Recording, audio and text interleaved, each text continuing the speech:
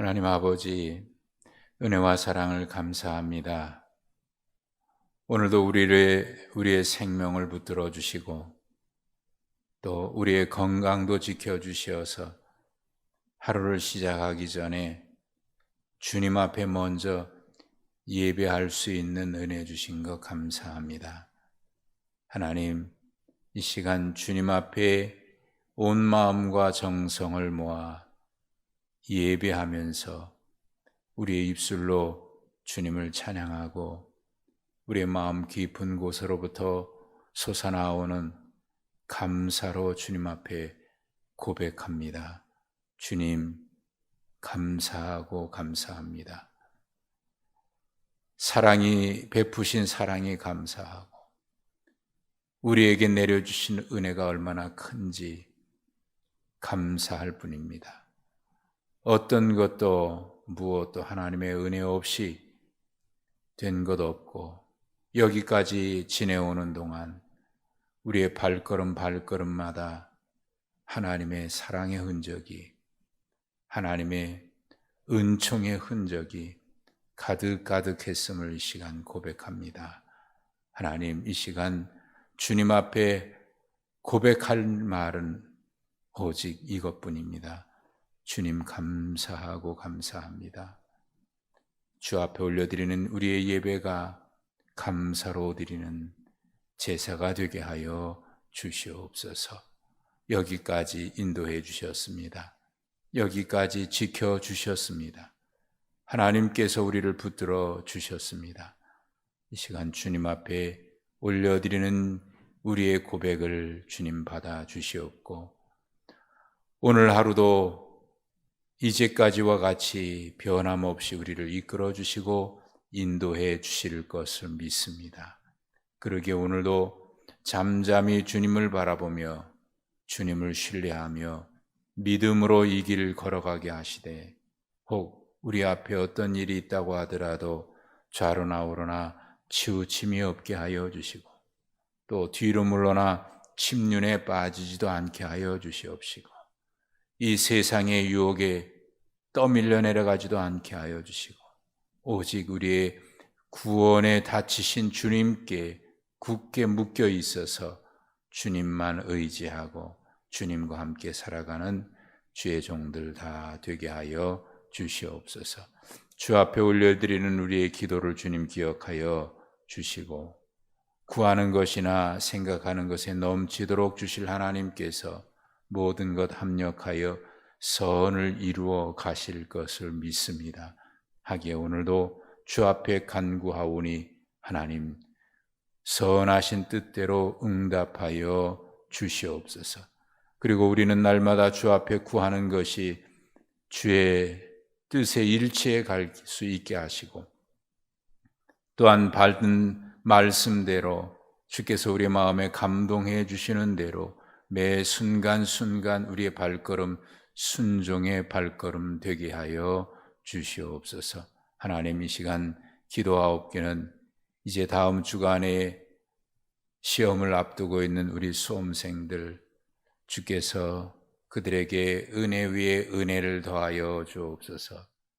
김다운, 윤종호, 이선지 건강을 지켜주시고 마지막까지 좋은 컨디션 유지할 수 있게 하여 주시옵시며 그동안 애쓰고 수고한 것 잘 기억날 수 있도록 하나님께서 그들에게 함께하여 주옵소서.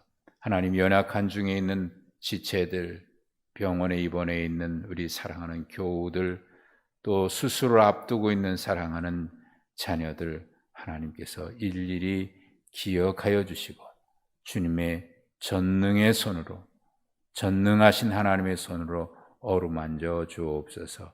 오늘도 우리가 주의 말씀 앞에 엎드려 있습니다. 겸손히 주의 말씀을 받고자 하오니 주여 말씀하여 주옵소서. 우리 주님 예수 그리스도 이름으로 기도하옵나이다. 아멘. 욥기 22장입니다.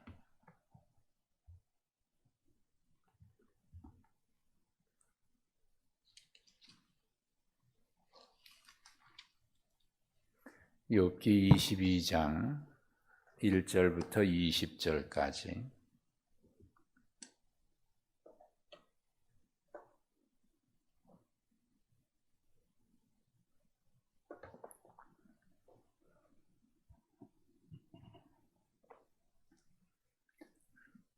(1절부터) 20절입니다. 대만 사람 엘리바스가 대답하여 이르되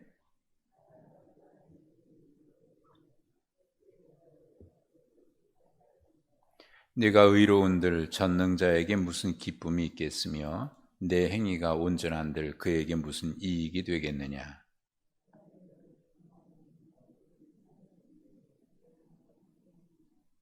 내 악이 크지 아니하냐. 내 죄악이 끝이 없느니라.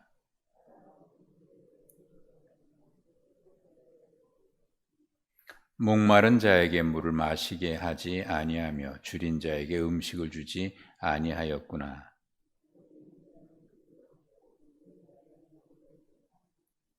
너는 과부를 빈손으로 돌려보내며 고아의 팔을 꺾는구나.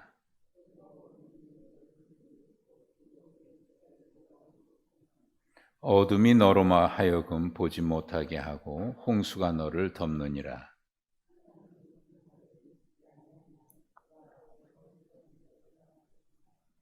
그러나 내 말은 하나님이 무엇을 아시며 흑암 중에서 어찌 심판하실 수 있으랴.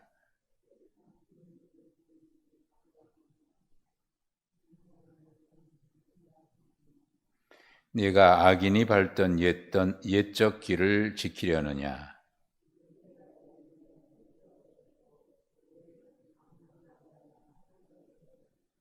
그들이 하나님께 말하기를 우리를 떠나소서 하며 또 말하기를 전능자가 우리를 위하여 무엇을 하실 수 있으랴 하였으나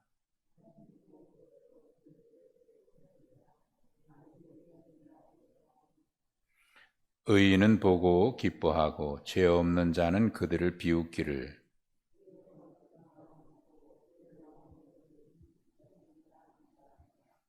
아멘. 갑자기 추워진 날씨입니다. 오늘도 건강에 유의하시고 또 하나님 은혜 가운데서 복된 하루 평안하게 지내시기를 축복합니다. 오늘 이제 그동안 욥기를 쭉 보면 욥의 세 친구가 욥이 어려움 당한 것을 보고 위로하러 왔다가 7일 동안을 할 말을 잃고 있다가 비로소 위로한다고 말을 하기 시작해서 이 엘리바스, 빌닷, 소발이 돌아가면서 한마디씩 하고 거기에 이제 욥이 대답하는 식으로 기록이 돼 있어요. 그동안 이제 2번씩 말을 했고 세 번째 엘리바스가 다시 욥에게 하는 말입니다. 엘리바스가 욥에게 하는 말을 가만히 한번 여러분 들어보세요. 사람이 어찌 하나님께 유익하게 하겠느냐? 지혜로운 자도 자기에게 유익할 따름이지. 또 내가 의로운들 전능자에게 무슨 기쁨이 있겠느냐? 내 행위가 온전한들 하나님께 무슨 이익이 되겠느냐? 2절, 3절이 그 말이거든요. 여러분, 우리가 온전하게 산다고 하나님 앞에 무슨 유익한 게 있겠느냐 하는 말이거든요. 우리가 정직하게 살고 우리가 의롭게 산다고 해서 하나님께 무슨 유익이 있고, 또 이 말은 반대로 얘기하면 우리가 죄를 짓고 못되게 살고 악하게 산다고 해서 하나님께 무슨 해가 되겠습니까? 어떻게 생각하세요? 우리가 사는 것에 따라서 하나님 앞에 이익이 되거나 해가 되거나 무슨 영향을 주겠습니까? 어떻게 보면 맞는 말 같기도 하고 그래요. 우리가 하나님께 영광을 돌린다 그러는데 사실 우리가 하나님께 어떻게 영광을 돌릴 수 있겠습니까? 어떻게 해야 하나님이 영광을 받으시겠습니까? 사실 영광이라고 하는 말은 그렇게 쉽게 쓸 수 있는 말은 아니거든요. 그런데 우리는 그런 말 하잖아요. 하나님께 영광을 돌린다.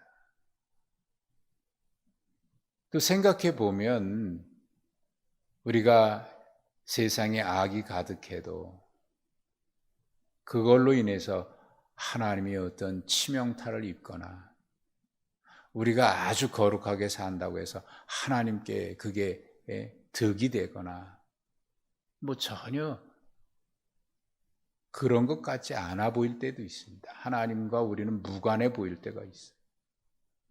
자, 그런데 이 말이 맞는 듯 하기도 해요. 사실 우리가 어떻게 하면 하나님이 그게 하나님께 덕이 되거나 유익이 되거나 그러겠습니까? 하나님은 하나님이신 거지. 그런데 반대로 생각해 보세요. 반대로 생각해. 하나님이 그런 하나님이라고 하면 우리가 기도할 때 하나님 우리의 말씀을 우리가 기도하는 거 들으실까요?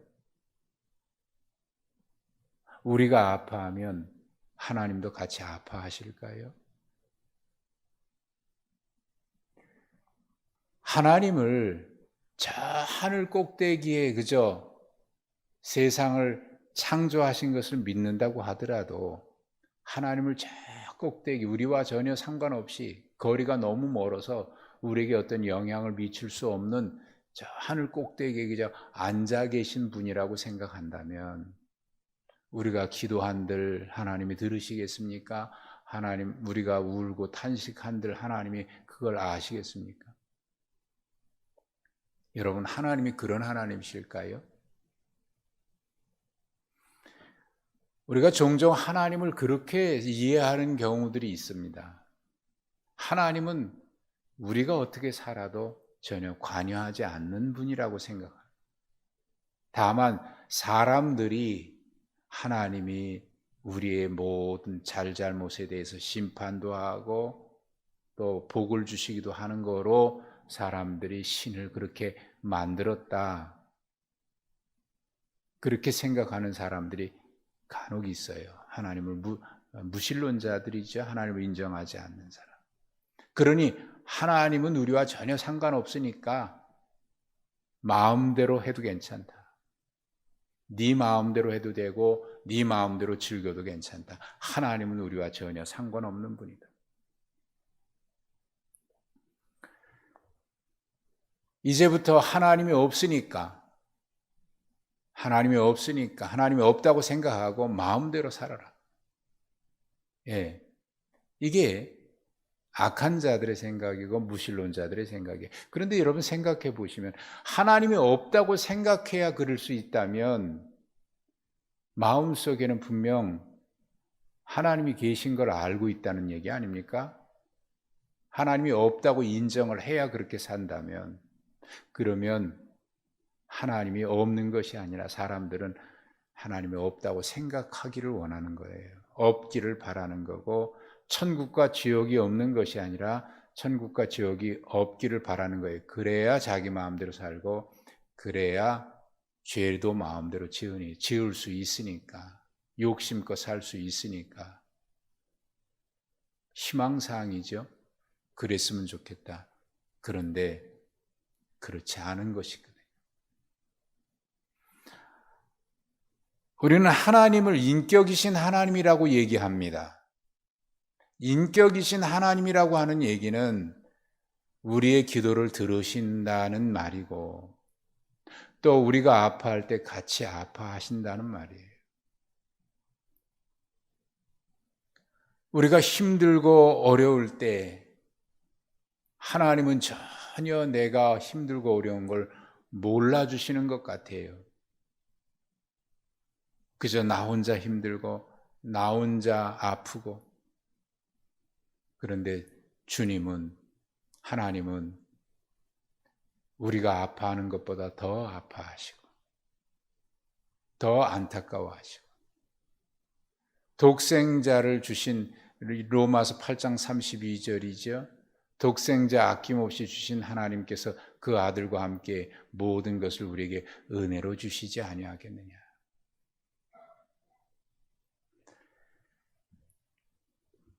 예수님께서 십자가에 못 박히셨을 때 하늘이 캄캄해졌는데 나의 하나님 나의 하나님 어찌하여 나를 버리셨나이까 부르짖어도 하늘에서 아무런 음성이 들려오지 않습니다. 하나님의 말씀이 없습니다. 하나님의 깊은 침묵.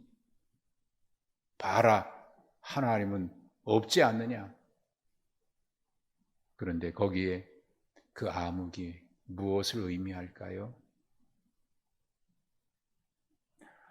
하늘 휘장이 갈라지는 것은 무엇을 의미할까요? 하나님의 마음입니다. 하나님의 아픔이고 하나님의 찢어진 듯한 마음이에요.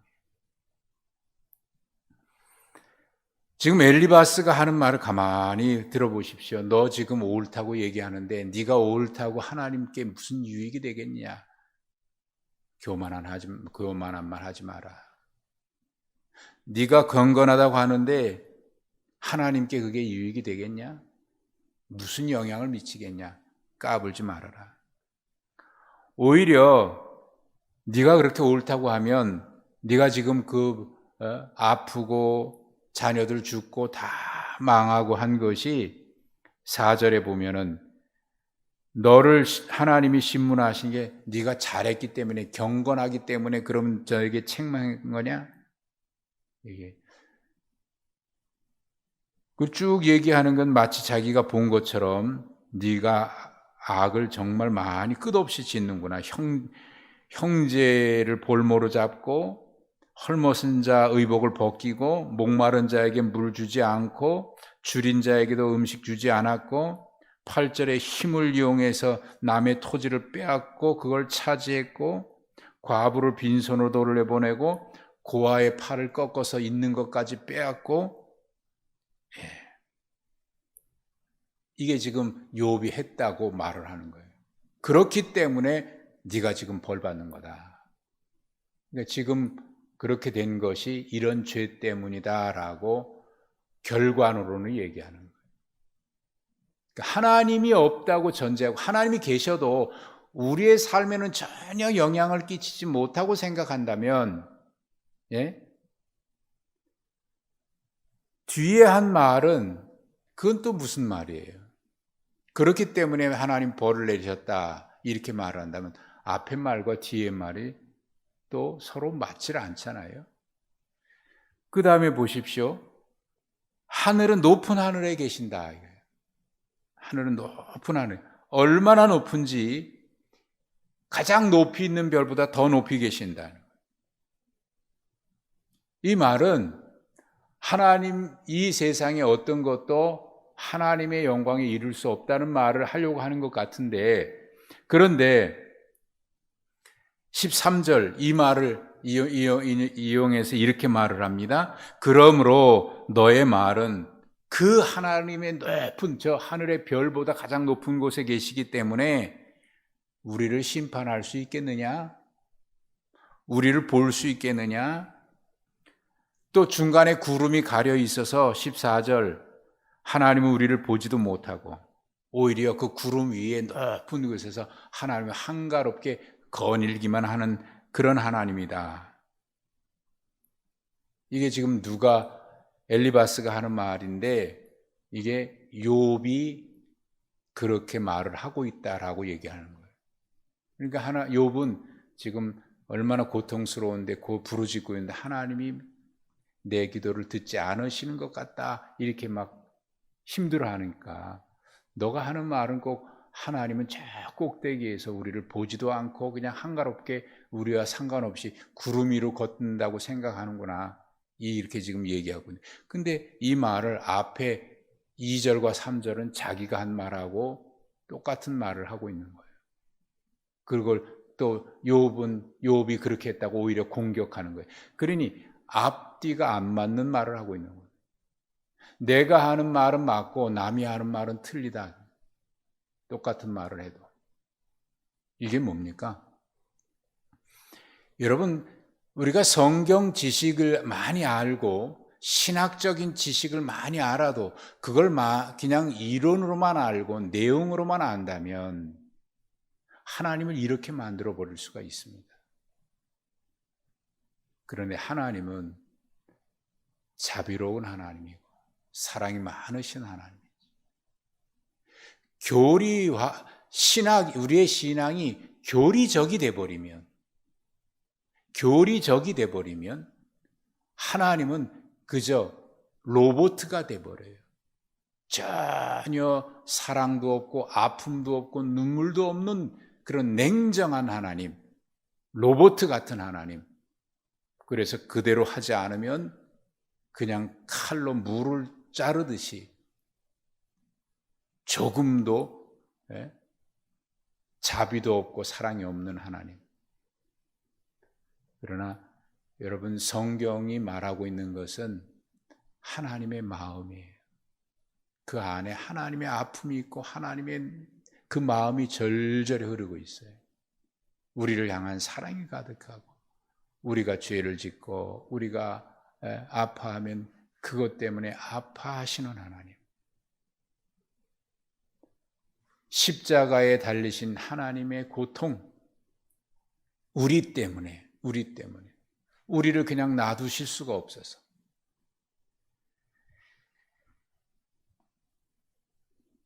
여러분, 하나님은 저 멀리 계신 하나님이 아니라 지금 이 자리에 우리와 함께 계시는 하나님이에요.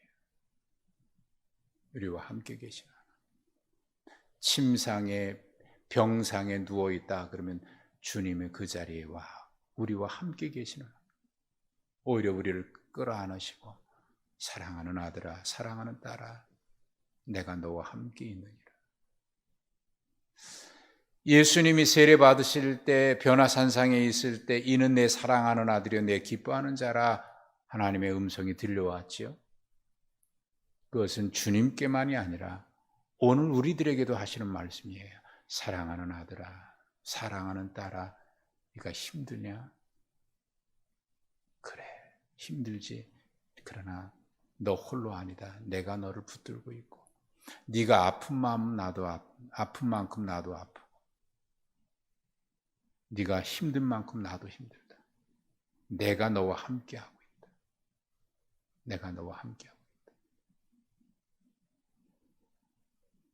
엘리 위젤이라고 하는 유대인인데요. 노벨상 수상자인데 그가 밤이라고 하는 The Night, 밤이라고 하는 책을 썼는데 그 책에 보면 유태인들이 그 포로 수용소에서 학살당하는 그 현장에 그 내용을 담고 있거든요. 거기에 제가 그 책에서 기억에 남는 한 장면이 있는데 13살 아이를 교수형시키는 장면. 모든 유태인들을 모아놓고 그저 본보기로 그러는 거죠.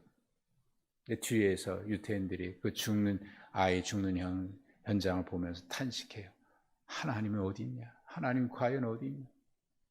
하나님이 계시다면 저 아이가 이렇게 죽는 것을 보고 왜 하나님이 가만히 계시나? 그때 그 위젤의 책에 하나님의 음성이 들려와요. 그래, 저 아이가 매달려 있는 그 자리에 내가 지금 매달려 있다. 그 아이의 아픔이 나이고 내가 그와 함께 있다. 여러분, 하나님의 아픔이에요. 하나님의 아픔.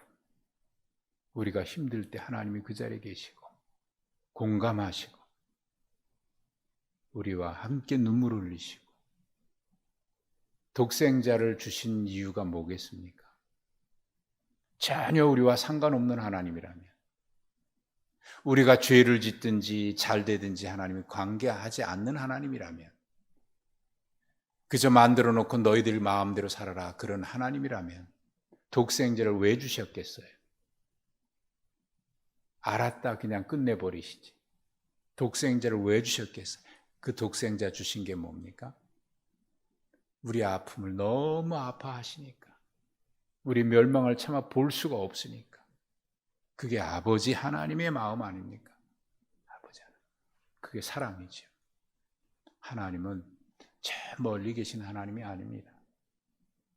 지금 너무 우리가 가까이 계셔서 우리 안에 거하기를 원하시고 우리와 함께 살아가기를 원하시고, 그래서 우리가 힘들 때 사랑하는 아들아, 사랑하는 딸아, 힘들지? 내가 너와 함께 있으니까 그러나 힘을 내. 넘어지지 말고 다시 일어서. 내가 너 붙들어주고 있으니까 다시 나와 함께 가자. 혼자 가지 말고 나와 함께 가자. 여러분, 이게 임마누엘입니다. 하나님은 오늘도 우리와 함께 계셔서 우리 모든 문제 가운데 역사하셔서 같이 아파하시고 같이 눈물을 흘리시면서 우리로 다시 일어서게 하시는 하나님. 오늘도 그 사랑 느끼시고 그 사랑 안에서 다시 일어서시고 그 사랑 안에서 오늘도 살아가는 복된 여러분 되시기를 주님의 이름으로 축복합니다. 하나님 아버지 감사합니다. 생각하고 생각할수록 그 사랑이 얼마나 크고 놀라운지요. 그 사랑 받을 자격 없는데 왜 이렇게 놀라운 은혜와 사랑 베풀어 주셨는지요. 그 사랑 생각할 때마다 감사하고 그 사랑 기억할 때마다 몸둘 바 몰라서 하나님 이 몸밖에 없습니다. 이 몸들입니다. 주님 앞에 예배하고 순종하며 살아갑니다. 오늘도 주님과 하루를 시작하고 주님과 함께 하루를 살아가는 복된 날 되게 하여 주옵소서. 우리 주님 예수 그리스도 이름으로 기도하옵나이다. 아멘.